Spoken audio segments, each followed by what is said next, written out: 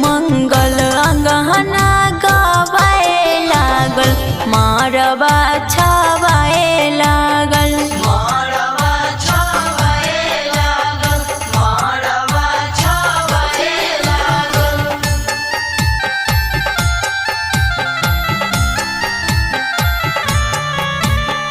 Balaji studio Delhi.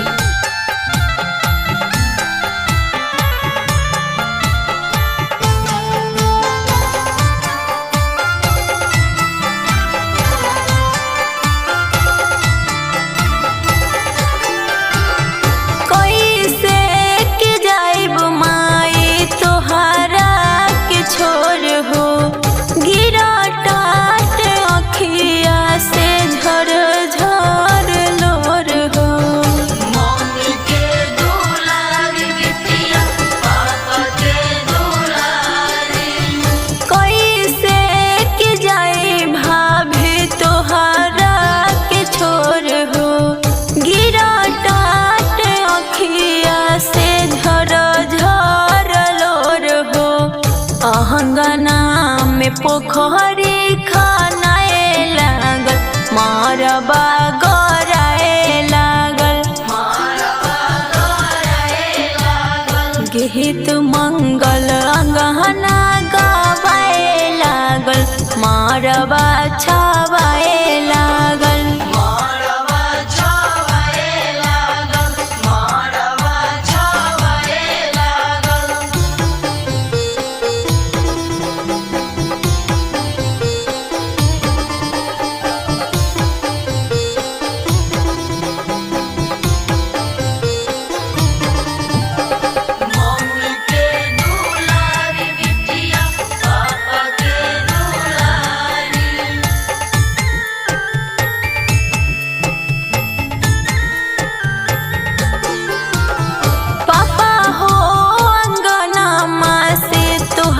जल जाए बाकी के अपन जिंदगी कैसे बिताई।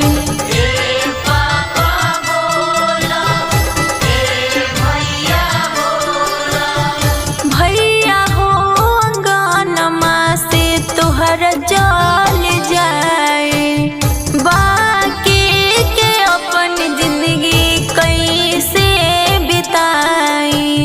भितरी से मन घबराए लागल, मारवा गराए लागल। गीत मंगल अंगना गवाए लागल, मारवा